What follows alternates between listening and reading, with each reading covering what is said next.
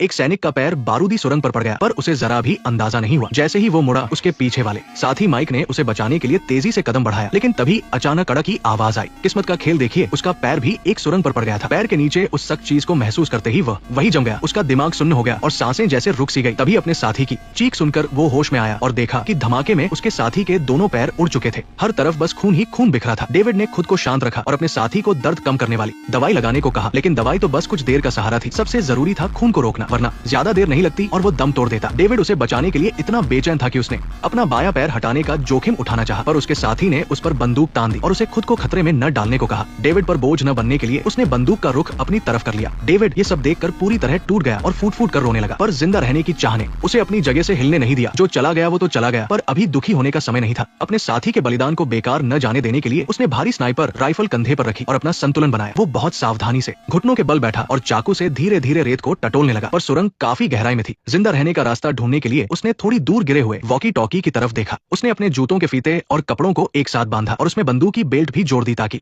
लंबाई बढ़ सके, पर ज्यादा जोर न लगा पाने की वजह से 3 बार कोशिश करने के बाद भी वो नाकाम रहा। आखिरकार उसने खड़े होकर एक आखिरी कोशिश करने की ठानी, पर जैसे ही उसने जोर लगाया उसका संतुलन बिगड़ गया। उसने हाथ जमीन पर टिकाकर खुद को गिरने से बचाया और अच्छी बात यह रही कि इस बार वो बैग को फंसाने में कामयाब रहा। वॉकी टॉकी हाथ में आते ही उसने मदद के लिए संदेश भेजा, पर हेडक्वार्टर से जो जवाब आया वो उस सुरंग से भी ज्यादा डरावना था। इलाके में भारी रेतीला तूफान आने की वजह से हेलीकॉप्टर उड़ान नहीं भर सकते थे। उसे मदद के लिए करीब 52 घंटों तक वही इंतजार करना था। अभी वो कुछ सोच ही रहा था कि दूर से भयंकर तूफान आता दिखाई दिया। रेत का वो विशाल तूफान सब कुछ निगलने को तैयार था और डेविड उसकी जद में आने ही वाला था। उसने जल्दी से स्कार्फ से अपना मुंह और नाक ढका और अपनी राइफल को गहराई से रेत में गाड़ दिया ताकि वो उसे सहारा दे सके। साथ ही उसने अपना तेज चाकू भी रेत में गाड़ कर खुद को टिका लिया। तूफान के टकराते ही उसने अपनी पूरी ताकत से सिर झुका लिया और खुद को सिकोड़ लिया ताकि हवा का दबाव कम पड़े। फिर भी उड़ती हुई रेत उसे उड़ा ले जाने की पूरी कोशिश कर रही थी। जब तूफान थमा तो उसका पूरा शरीर रेत में दब चुका था। उसने स्कार्फ हटाया और एक राहत की सांस ली। तभी उसने देखा कि उसके साथी की लाश हवा के साथ बहकर उसके पास आ गई थी। उसे याद आया कि उसके पास एक्स्ट्रा बैटरी थी। उसने लाश को अपनी तरफ खींचा। अगर बैटरी मिल जाती तो वो फिर से हेडक्वार्टर से संपर्क कर पाता, पर उसकी फूटी किस्मत तो देखिए।